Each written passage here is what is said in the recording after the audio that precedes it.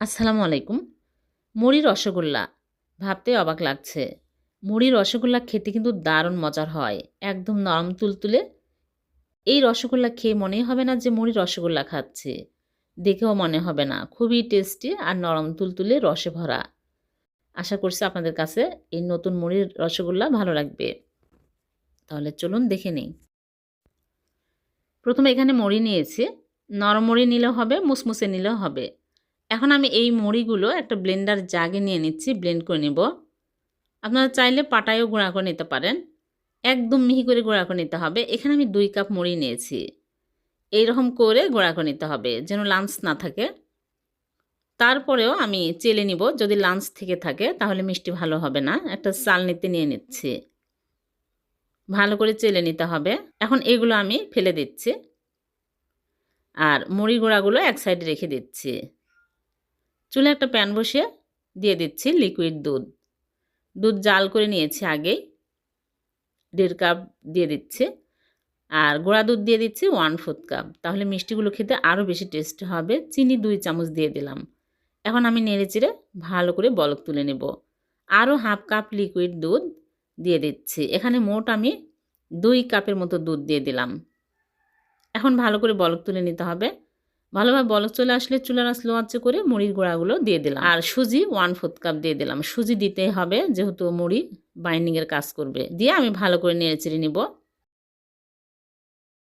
সুজির পরিবর্তে কিন্তু এখানে ময়দা দিলেও হবে, তবে বেশি দেওয়া যাবে না।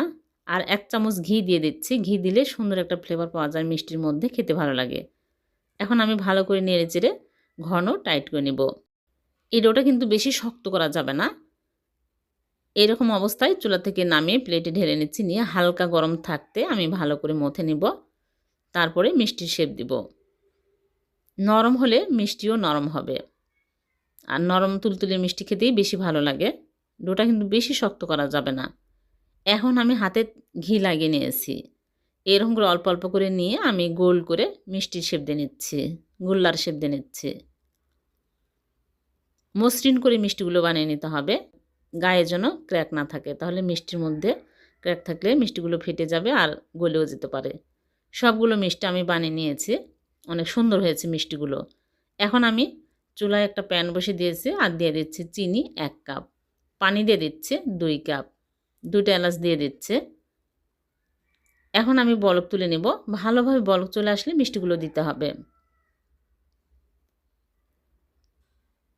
এখন সবগুলো মিষ্টি আমি দিয়ে দিচ্ছি।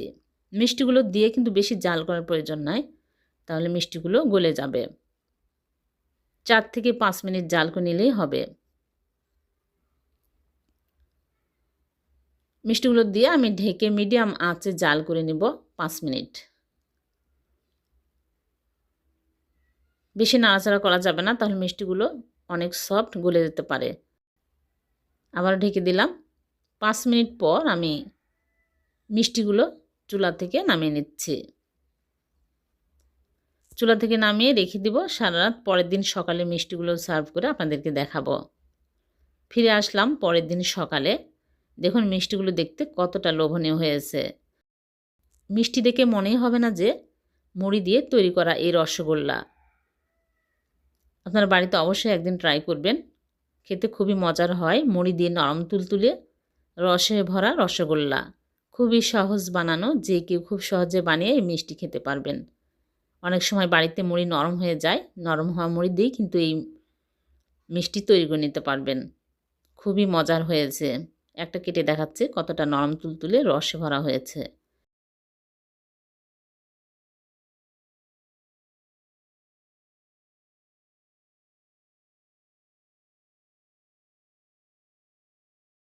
মিষ্টি খেতে মন চাইলে দোকানে আর দৌড়াতে হবে না। এখন থেকে 10 মিনিট হাতে সময় থাকলে ঝটপট ঘরে বসেই এই মিষ্টি বানিয়ে খেতে পারবেন। দোকানের চেয়েও বেশি টেস্টি হবে। আশা করছি আপনাদের কাছে খুবই ভালো লাগবে। তাহলে চলুন দেখে নিই।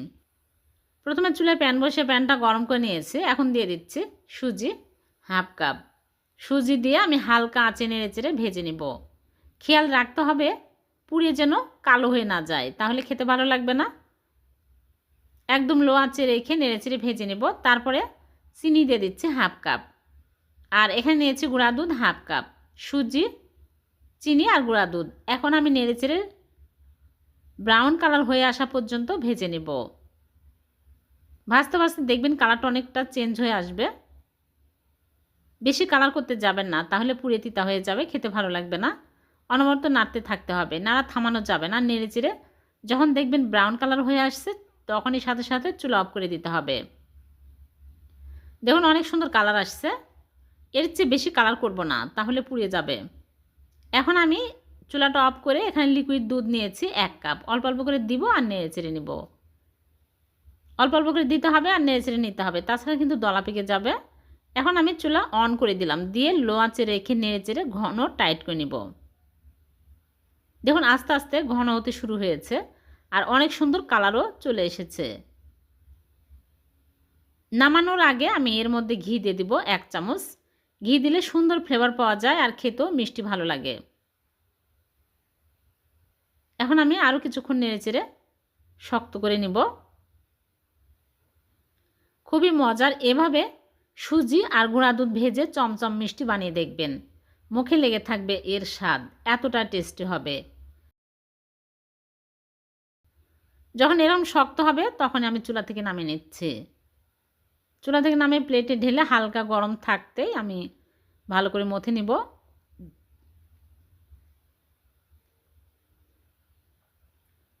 মিষ্টি খেতে মন চাইলে এই মিষ্টি বানিয়ে খেতে পারবেন, খুবই সহজ আর খুবই মজার। এখন আমি হাতে ঘি লাগিয়ে নিয়েছি, নিয়ে এরকম করে চমচমের শেপ দিয়ে নিচ্ছি। দেখুন কত সুন্দর মিষ্টি হয়ে গেল। খুবই টেস্টি হয় আর খুবই কম সময়ে ঝটপট বানিয়ে খাওয়া যাবে। সবগুলো মিষ্টি বানিয়ে নিয়েছি। মিষ্টিগুলো দেখতে কতটা মজার হয়েছে। আরও টেস্টি করার জন্য আমি উপর দিয়ে মাওয়া ছিটিয়ে দিয়েছি। হয়ে গেল সুজি, গুঁড়া দুধ আর চিনি ভেজে ভীষণ টেস্টি চমচম মিষ্টি। একটা কেটে দেখাচ্ছি, খুবই লোভনীয় হয়েছে। ছোট বড় সবাই কিন্তু এই মিষ্টি অনেক পছন্দ করবে। মাত্র 10 মিনিট হাতে সময় থাকলে এই মিষ্টি বানিয়ে খেতে পারবেন। আর দোকানে যেতে হবে না মিষ্টি কিনতে, এই মিষ্টি দিয়েই কিন্তু হয়ে যাবে। ভিডিওটি ভালো লাগলে লাইক, কমেন্ট, শেয়ার করতে ভুলবেন না। আপনাদের একটা লাইক, কমেন্ট আমাকে অনুপ্রাণিত করে। আর এরকম সহজ নতুন নতুন রেসিপি পেতে চ্যানেলটিকে সাবস্ক্রাইব করে রাখবেন। আবারও দেখা হবে নতুন কোনো রেসিপিতে। আল্লাহ হাফেজ।